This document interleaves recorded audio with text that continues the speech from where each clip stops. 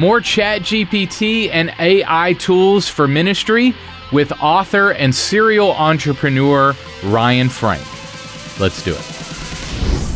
This is the definitive podcast for helping you plan, create, and execute dynamic worship experiences at your church. Useful, practical content in the areas of production, worship, communications, first impressions, and more. This is Making Sunday Happen. Hey friends, welcome to the podcast. We are in part 2 of a 4-part series on Chat GPT and AI tools for ministry. If you missed part 1 with my friend Alex Lyons, be sure to jump back and listen or watch that episode of the podcast. We talked to Alex about how his team is using Chat GPT along with other tools at the South Carolina Baptist Convention, including how they're taking their conference breakouts and turning them into multiple pieces of training content for churches. We talked through how you can do that too at your church, some ideas on how you can repurpose content using Chat GPT to get it out there on your website, on your social media channels, for blog articles, emails, and more. So be sure to check out that episode with Alex. Today, we continue our series by talking with Ryan Frank. Ryan is the man behind KidzMatter. He's an author, speaker, conference director, and entrepreneur. He is a leader in the kids ministry space specifically.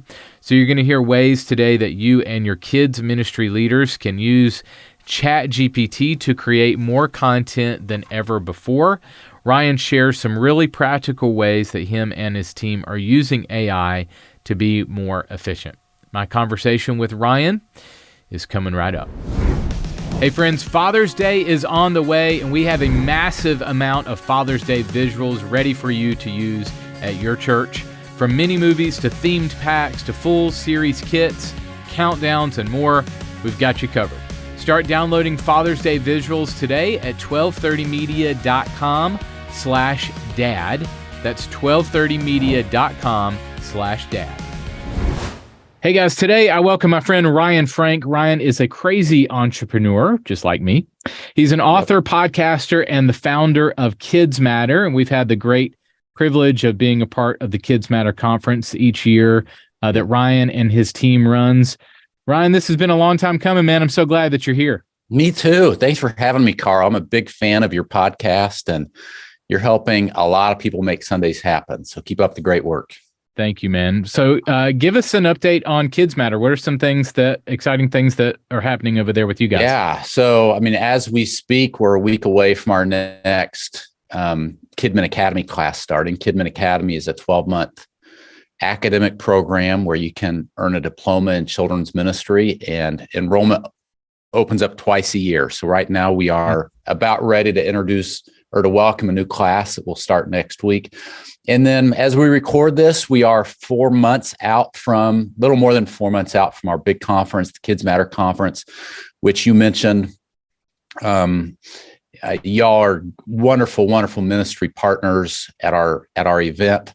But, you get about 5 or 6 months out. You're always working on the conference through the year, but you get about 5 or 6 months out and it really starts to get busy. It gets real, huh? And it does. There's just a lot of details, but we're anxious about this year's event. It's at a new location.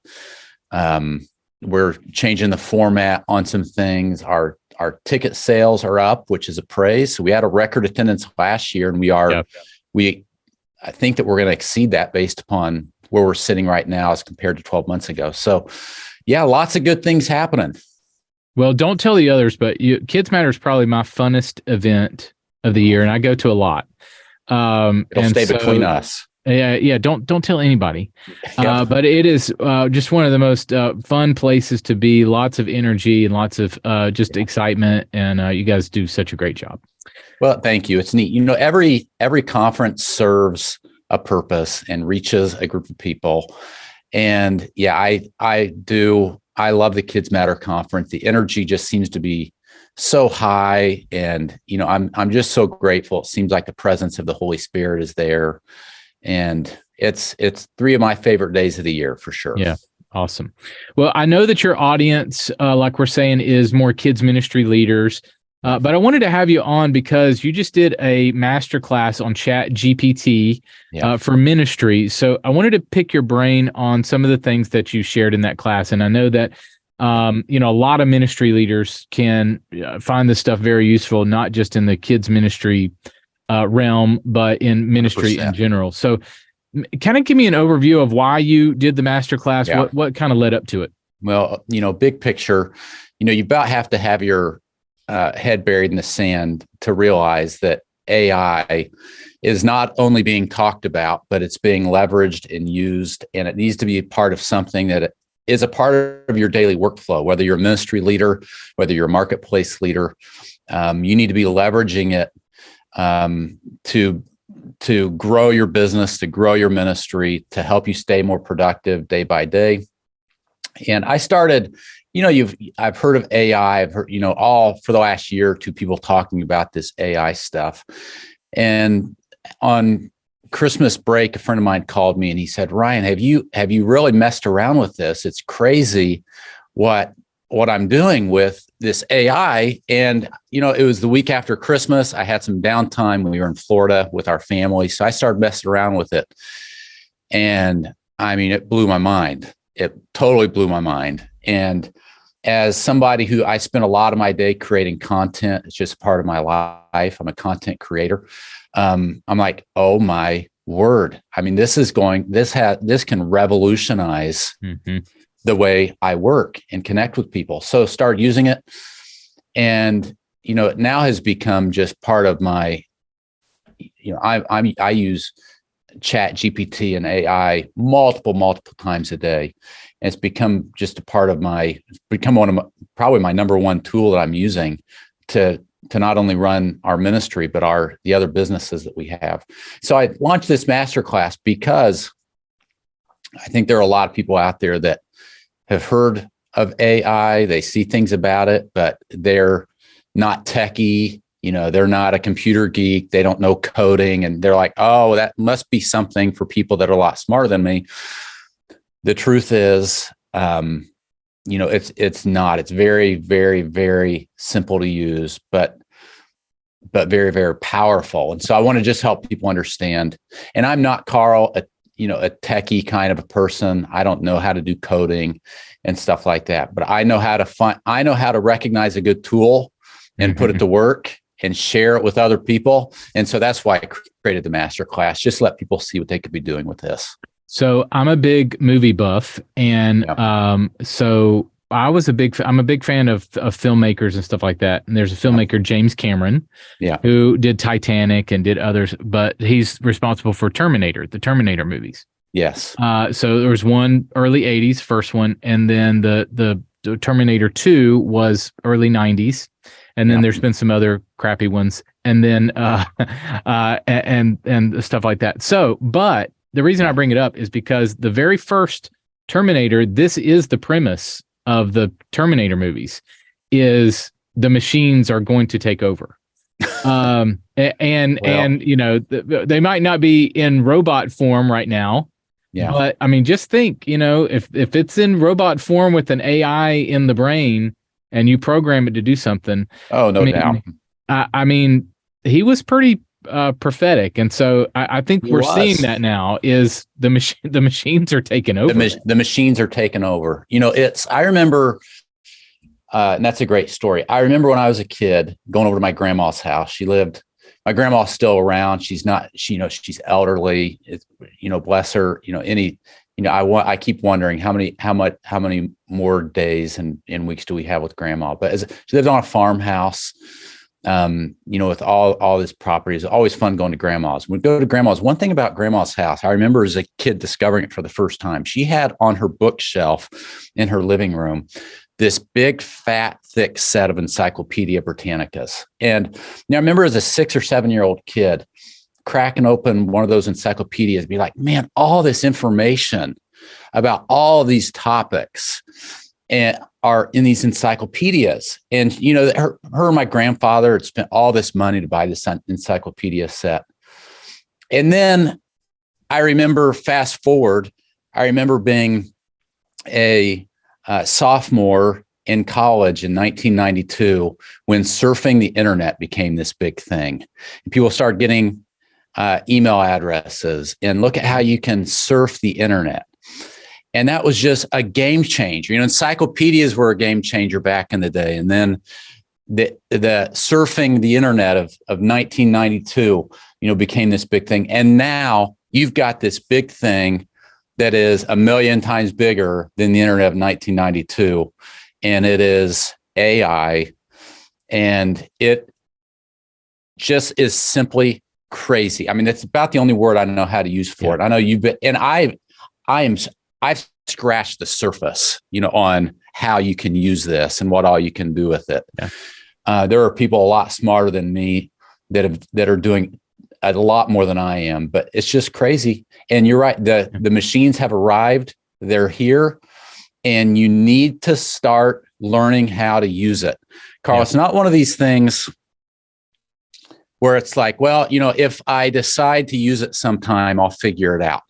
It is a part of our world now, and it is going to become more and more a part of our world. I remember, tell you another quick story. I remember as a young kids pastor at my church, probably about this same time, I would say it was the mid 90s, sitting in a staff meeting. And I remember trying to convince the church staff that we all need to get email addresses, that, email is this thing, probably 93, 94, something like that. And I remember my pastor sitting across the desk from me. He's my father-in-law, so I can tease him. But I remember him sitting there and was like, I'll never do email. Those were his words. And he pointed to the phone on his desk, and he was like, I've got a telephone right here. And when I want to talk to somebody, I'll pick up the phone and call them. And he was the type that for several years, he finally did get an email, but he wouldn't check it. So he would have like his assistant print off the important emails and stuff. And now he lives on his phone, right? And so when you think about AI, but again, whether you work in the ministry or you work in the marketplace, this isn't one of those things where like, if I ever decide to use AI, I might start. You will use AI. So you're going to be, it's the world, come the way it's going to be. So the quicker you can learn, you're going to be you're going to be at an advantage if right now you start using it and leveraging it. Because it's where we're at and it's where we're headed.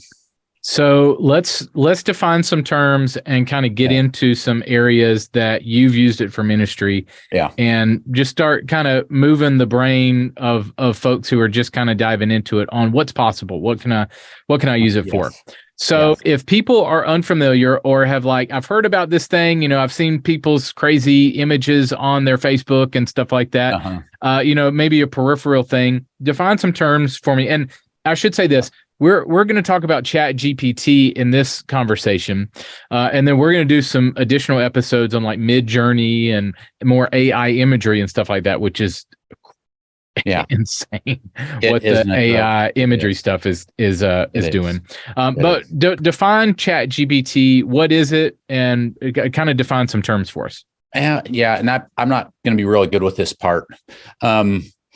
As far as I don't have these definitions memorized. Me neither. That's why I'm passing it to you. Yeah. But from what my understanding is, and I could be totally wrong on this. It's just my understanding. Chat GPT is something that's powered by artificial intelligence or AI. Artificial intelligence is just, Carl, you jump in here if I'm wrong, because again, I'm not smart with this stuff. This is from my understanding.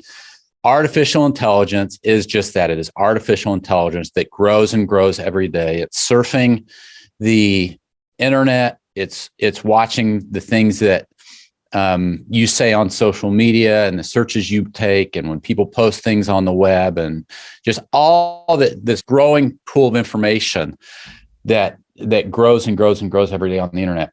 Artificial AI sees all that, captures all that, and can do all kinds of crazy stuff with it. Now, Chat GPT, I believe, if I understand right, is it's powered by AI. And basically, I mean, it is, and if you just Google OpenAI, Chat GPT, you're going to find the website. Right now, it's all free and stuff. You gotta create an account, but you just pretty much can ask questions on Chat GPT. When you think chat is, if Carl and I we're having a chat right now. So we are going back and forth. We're discussing things. We're learning from each other. So I can go to Chat GPT, and if you think Google on steroids, or Google, I wouldn't even say 2.0, Google 100.0, it is Google on a whole new level. So if you remember, I mean, Google is like, oh man, I can go to Google and I can type whatever and get an answer. But your answer is, it spits out all these websites that you have to go through, right? Or let's talk about the second largest search engine in the world, YouTube. I go to YouTube and I search, how to fix my leaking toilet, and it spits out all these videos. But then I've got to go through and watch the videos and get the answers and so on. With Chat GPT, you type in, how do I fix a leaky toilet? And it tells you how to fix a leaky toilet. And if you type in, how do I fix this brand of leaky toilet that's doing this and this, it will even get more specific. And you can just have this conversation back and forth with Chat GPT. So I'm giving an example of something that I did recently. I was working on a business proposal for one of our clients, not KidzMatter, but in another area. And so I started a Chat GPT, just like as if I was talking to Carl. I just said, hey, it's me. I need to put together this business proposal for this client. We're wanting to do A, B, and C with this kind of time frame and this kind of budget. Will you help me create this proposal? And it starts spitting out all of this data. And then I kind of contextualize it, because it's a chat. I keep going back and forth. And I'm like, it gives me kind of a rough proposal based upon the information that I plugged in. And I'm like, yeah, this is really looking good, except for point 2 and 3. And I clarify some things on point 2 and 3, and it spits out, okay, great. Well, here's a revision based upon your feedback. Now, the thing is, Carl, after about 20 minutes, I had a business proposal that looked really, really sharp, that would have taken me hours and hours and hours. And because the way Chat GPT works, it saves all these chats. So if I want to come back to it in a month based upon feedback that I received from the client after meeting with them, I can go back and make tweaks, and it has it all there. You can do things like creating social media posts, sending emails, I have a friend that Carl just the other day brought it to my office. He said, Ryan, he runs this video business where he takes videos for realtors and stuff like that. And he's like, Ryan, I told it to spit out a 30-day social marketing campaign for me based upon boom, boom, boom. And I told it, that my client base is primarily in Grant County, Indiana, and Wabash County, Indiana. And look what it spit out. And it created this whole social marketing or social media marketing plan for him for 30 days on what to post on each of the channels and how frequently and so on. Carl, it's crazy. Really, The sky is the limit on what you can do with this. Coding websites. I had a guy call me the other day. I don't know if it's true or not. I've not seen the website, but he said, my buddy just built a website on Chat GPT. He told the website he told Chat GPT what he wanted, and it pretty much spit out the coding, and he was able to take that coding and build a website. Crazy. It really is insane. Just how I'm surprised that it's free. I'm wondering how soon it's going to be a paid service. I've wondered the same thing. And but the industries that this impacts, I know that everything. There are a lot of people going, does this take away? I mean, it just, there's so many things to think about that it's hard to kind of see the impact of it so soon. Yes. So tell me some things that you encourage people to use ChatGPT. You mentioned a couple, but what are Yeah. some things for ministry that will really help a ministry leader that you've explored? Well, you could definitely, just think about how you communicate. So you probably communicate multiple ways if you're a ministry leader. You're probably posting on social media. Well, Chat GPT can help you with your social media posts.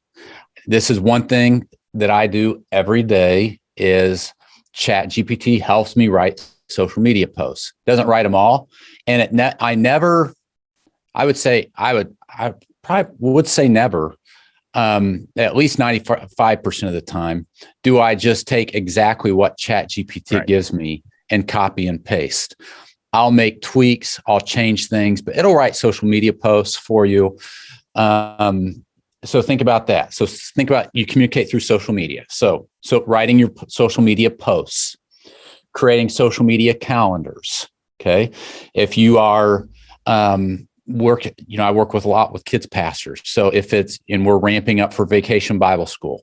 If you're ramping up for Vacation Bible School and you've got 2 months till VBS, you can have it create a 2-month social media calendar where you can even tell it like, hey, I want a third of the posts to be recruiting volunteers.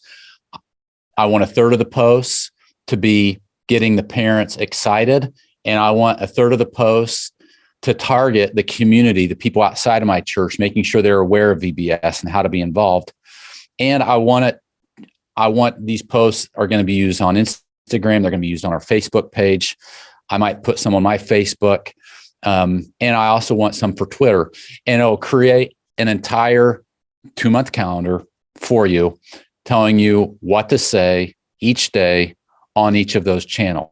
Now, Carl, I'm even told, I've not messed with this, but I'm told that there are ways where you can even like connect it to Canva, and it will your Canva account, and it'll create pictures or graphics in Canva based upon the information. So it'll help. You can use it for social media. Well, that's where I'm going to stop you. That's where my mind's rolling too, because I haven't played with the Canva connection yet, but just think when ChatGPT is connected with an Instagram, a Twitter, your Facebook, your YouTube, if those companies combine, now you're talking, make a 30-day social media calendar. Yes. I'm going to tell you what to do. Now connect it to my Instagram and schedule that out using Hootsuite.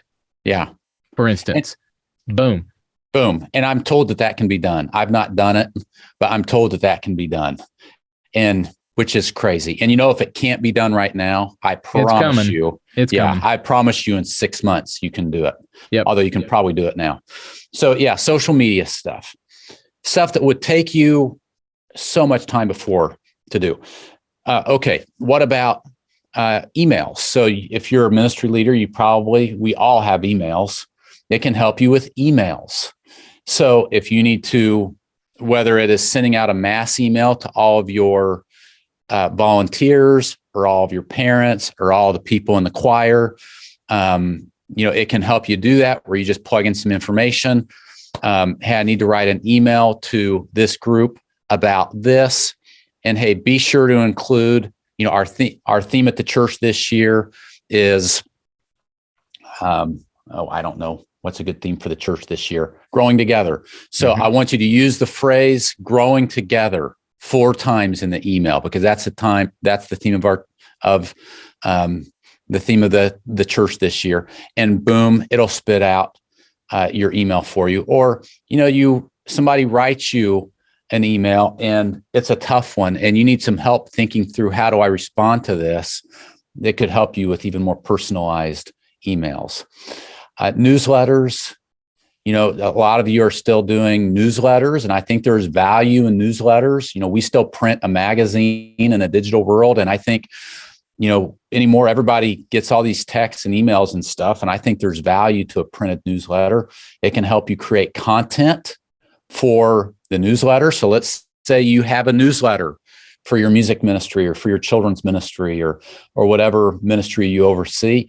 And you'd love to include a 200-word article about this topic, it can create that article for you. It can help you, so you communicate on social media, you communicate with emails, letters. What about lessons you have to give or sermons you have to give? I know a lot of pastors, and this is a whole nother conversation too. We could probably say for another day, the ethics behind AI, but a lot of pastors are using, I'm going to give them the benefit of the doubt that they're using AI to support and to research and not 100% write their sermon. Although, AI could definitely 100% write a person's sermon, and it's going to, that Chat GPT is going to get to know you with time and know your style. Yeah, I think that's a good point to make that I was going to bring up is you're logged in. Yeah. So it is learning you. It is learning you. And so no matter what you're using this for, it is learning your voice, and you can tweak it to make it learn your voice. Say this like me, use these words, say that, like you can give it instructions. And I think that helps the ethics for me. I agree. Now I will say when it first started, my curiosity went up in that how much human input is behind the AI in this. And I will say, I don't want to, not trying to get too political here, but I will say I did try to hammer it with as much theology as I possibly could, as much, weird things. For instance, like if we're talking political, I did put in like, name 10 things about Joe Biden that are great. And it spit them out. Name 10 things about Donald Trump that are great. I'm sorry, I can't do that. Yeah. Yes. So there are things like that like raise question marks for me. There are, and I follow Elon Musk on Twitter, and he has some really intriguing thoughts on AI, and is even talking about creating like a truth GPT or something, because he sees with time where this could have some political, bents behind the algorithms and stuff. Yeah, that's right. The algorithms and the results that you're given. I did something with Kidman leaders recently where we live together built an entire 1.5 hour children's church using Chat GPT. It was crazy, Carl. I mean, it was nuts. So I said, hey, I want to create, I've got an hour and a half to fill. I've got 2nd through 6th graders, and I want to fill a children's program. And my topic for the day, I forget the topic that we picked. Let's say the Good Samaritan. So I said, how would I want to include a puppet skit and a lesson and a large group game and some small group around this. And boom, it started spitting out this whole, like, here's a good object lesson. Here's a good puppet skit. Here's a good way to teach the memory verse. Here are good small group questions. It was nuts. And, we serve curriculum publishers in our ministry. And I'm telling you what, I mean, and I fine-tuned a little bit, like, let's change this and change this. But after about, literally, Carl, after about 10 minutes, I had enough content to fill an hour and a half with a room full of 2nd through 6th graders, stuff that I felt like was pretty easy to pick up and grab and use. Crazy. Right. And I think that, we can speak to the political and maybe the bents, but the flip side is I did put in, like, write a sermon on Matthew chapter 2 and talk about this. And I'm telling you, the theology, I'm going, it's not that bad. That's been my experience. And you can make it learn different things too. So I want you to talk more about Jesus, and I want you to explain why this and this, and it will 100%. Do that for you. So I can tweak it based on to make sure it's theologically correct, to make sure it's what I believe, that I'm not just copy and pasting. It can learn me. It can. And I want to come back to that one word you said, Carl, because it's a big one. And that is tweak. So here's the thing, no matter how you use this, some of you know, Carl, you're a video guy. It can create video scripts and stuff like that. I mean, the sky's really the limit. I learned that it is a heck of a lot easier to tweak something than create it from scratch. Yeah. And this has been one of the reasons why I love Chat GPT and AI so much, is every time it helps me, I have to go in and tweak, and I'm happy to do that. But it saves me so much time over creating something from scratch. So yeah, if you go into it with that approach, another hint, Carl, is that would be one. Remember that you're always going to want to tweak, but tweaking is easier than creating. Number two, when you get into Chat GPT, you make sure that you think through what you're asking it, or the prompt. The language for it are the prompts that you're giving it. The better Specific. the prompts, that's right, the better the results. So I can say, write a 100-word article for the church newsletter on the importance of volunteering, and it will spit out something. But I can also say, write a 100-word article for the members of Second Baptist Church about the importance of volunteering this summer, either at Vacation Bible School or camp, or in the parking lot ministry, and remind them that our theme verse this year as a church is this verse. And then when you crank it out, it'll give you that 100 words, but it's worked that theme verse into it. It's addressed your church.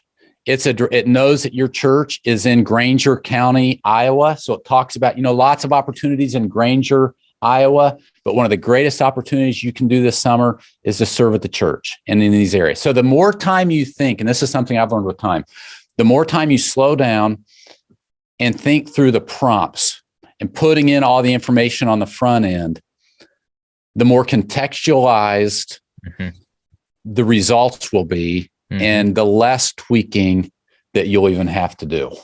Good.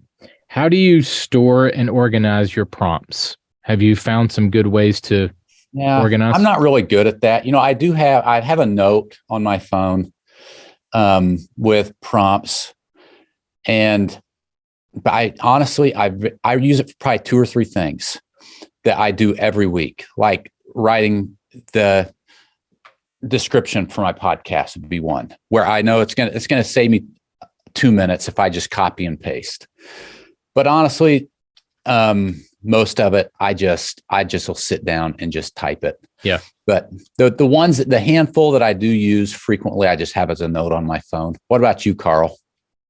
Well, there's some other tools that are coming out, and I'm having a couple of these guys on the podcast that are coming out with these tools. One is called Magi, Magai. Okay. That is kind of a prompt organizer or a brand. It's an app that, and I'll talk with Dustin Stout about this, but it's an organizer for Chat GPT, so that it will learn your brand, it will learn your personas, it will learn, and you will learn your prompts, and you can kind of store and organize that. So there are apps that are coming out that are that. Yeah. But I'm kind of the same with you right now. That I mean, it's so easy I know what I'm thinking, and so I'm going to put that down and just kind of play with it. Like, yeah, exactly. I mean, I could store prompts, but I might store it in folders of like, here's my emails, or I would probably do it more like that, or here's my audiences, or something like that, rather than prompts, maybe. Yes. And when you're a content creator, you and I are both content creators. With time, you're doing it so much that you just kind of learn. I feel like by the time I found the note, scroll down, found the prompt, you already can type it by that time. That's it. I can type it by then, and I'm doing it enough that I know what kind of prompts and the language I need to use to get the results I want. So I just type it in. Well, but prompts are great for people, especially when you're starting. If you're starting, you're a little overwhelmed. Get some good prompts. There's a bunch of them on the internet you can find. Just do a Google search for AI prompts, and you'll find a bunch of them. So Chat GPT is kind of one of the first things that came out, and it is more text-based. Yes. And then there's definitely more and more and more AI tools coming out for imagery, for your social media, for now video editing, video clipping. I mean, it's going to explode. And I think the conversation right now is definitely how can we regulate it to where the more the dangers of it, as fast as it is exploding right now. Yes. I mean, even the owners of these companies are coming out and going, we need to find some way to regulate, or I mean, it's the Elons and the others like that. They're like, where's this going, and how do we maintain to where we're not taken over by the machines? 100%. All right, I'm going to hit you with 5 rapid fires before I leave. Let's do it. Gonna do that. Number 1, what is the craziest thing that you are seeing in the world of AI? What is surprising you? I think what's surprising me is how many people aren't using it.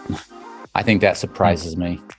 How many people hear about it. Yet they keep just going on as life is normal, and they're missing out.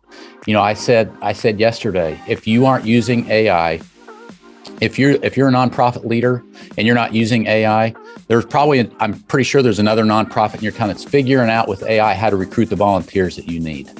Right? Or there's another business, if you're a marketplace leader, if you're not using AI, there's another business that's using AI to make a better product than you have, using AI. So don't sit back and just ignore it, but start using it. It surprises me people are ignoring it. Good. What should we be most scared of when it comes to AI? Are the machines going to take over? What's scaring you? There's a lot of people scared for their jobs, for sure, which is creating some fun conversations. I think, for the pastor in me worries a little bit just about the ethics of it and the theology of it. And, are people going to, just because you type into AI a theological question or my kid's dealing with this, what should I do? Making sure that they aren't taking just what they get fed back at face value, but making sure that theologically it aligns. That scares me a little bit, concerns me. I agree with you. And I'm going to rabbit trail for a second. That's why, not that I've been late to the game, because I kind of I jumped on pretty early. Yeah. But I kind of wanted to step back because of the political and the stuff that I kind of threw at it at first. Yeah. Even from a social, conservative, I'm a conservative, so social conservative standpoint, meaning like, are kids going to be getting their worldview from Chat GPT? Yeah. Things like that. That probably scares me the most. Sure. That's fair. All right. Number 3, what is one thing ministry leaders should absolutely be using AI to help? Number 1 thing that they should be using AI to help them with? Help them with social media. You need to really be, if you aren't taking social media seriously, you need to be. Everybody carries these things around with them. Everybody is spending. Now, they're not all on the same social media channel. That's why you need to be posting on as many of them as you can. But as a ministry leader, you need to be using AI to help you have more of a presence and a consistent presence on social media. Good. All right, 2 off the wall. Number 4, what TV show are you binging right now? We just started one, a Netflix it's only has 1 season. It's called The Ambassador. And it's fun. It's got some bad, these are pastors listening. So I'm always afraid that people are going to be offended by my answers, because there's some language on there, but it's been a fun storyline. I think we're in episode number 6. Yeah. We've been watching it this week, The Ambassador on Netflix. Good. All right. And I will say this as well, that we also recently at the same time randomly decided to go back and start watching Seinfeld's again. So we've been doing a lot of but Beth was a huge Seinfeld fan. So we've been watching a lot of Seinfelds as well, and they're great. I know. I do miss the old comedies, like early 90s and stuff. My 12-year-old son said the other day to me, "You guys had such a better generation." Really? Yeah, than us. Like he was naming like music and TV and stuff. I'm like, if my 12-year-old thinks that and sees what's going on, no doubt. Anyway, crazy. No doubt. All right, last one. What is one thing that you've learned in ministry that you wish you could go back and teach your younger self? Yeah, one thing I wish that, it's all about the people. It's all about people. I like to stay busy and I like to get things done. And I feel like in my 20s, working at a church, I was so busy at the church, doing, and I would run 100 miles an hour by people and wouldn't just slow down and talk to people. I think I've always loved people, but I think the older I've gotten, I'll be 50 in 2 years, which seems crazy, the more I've realized at the end of the day, it's about people. And so, you can have big budgets and build great programs.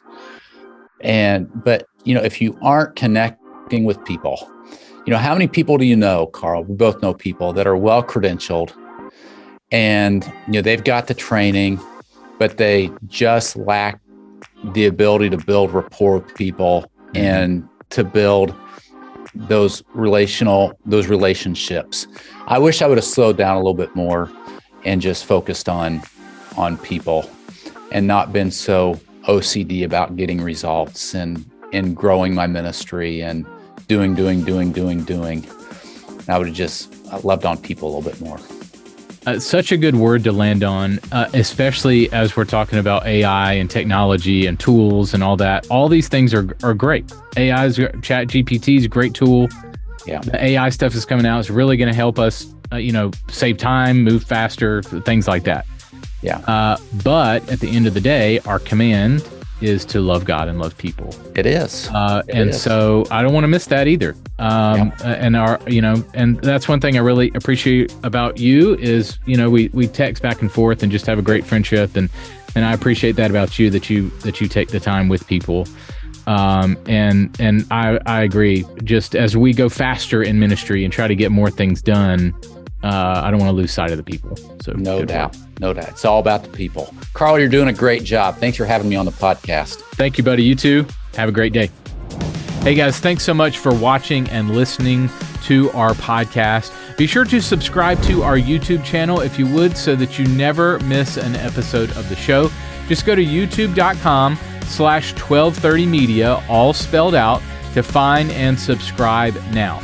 Click the alarm bell to be notified of all future episodes. You can subscribe at youtube.com/1230media. That's all spelled out, youtube.com/1230media. Hey guys, I'm chatting with Jason Noble, our awesome host of the KidMin Tribe podcast.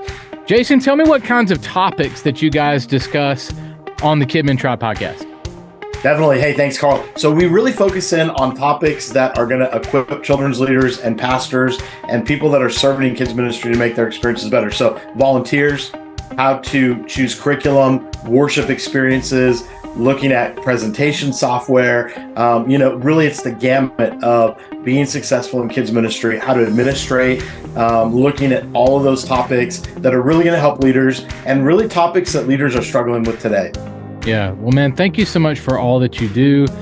You can catch episodes of the KidMin Tribe podcast every 2 weeks at kidmintribe.com. The show notes for this episode are available now at makingsundayhappen.com.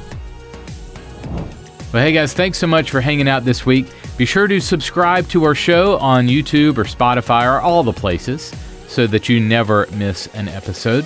You can find our show also online at makingsundayhappen.com. That's where all of our show notes and archive episodes and some other fun stuff is there for you too. makingsundayhappen.com. Well, next week on the show, part 3 of our 4-part series on Chat GPT and AI Tools. I'll welcome my friend Kenny Jang. Kenny is the editor-in-chief at Church Tech Today. He's the founder of the AI for Church Leaders Facebook group. He's been really in the trenches of exploring new AI tools and what they mean for the church space. Kenny has really dove in pretty deep on this, and so we're going to talk all about it with him next week. Again, if you missed our bonus episode with Rob Lauder and Jason Moore on AI imagery and using Midjourney, or part 1 of our Chat GPT and AI Tools series. Be sure to check that out. It's in the podcast feed at makingsundayhappen.com. All right, more Chat GPT and AI Tools next week on the podcast. Be here for part 3. I'll see you then. In the meantime, go out there and create some incredible worship experiences at your church this weekend. Go make Sunday happen. I'll see you next week. Making Sunday Happen is a production of the ministry of 1230 Media. For show notes, archive episodes, and more free resources for your church, visit makingsundayhappen.com.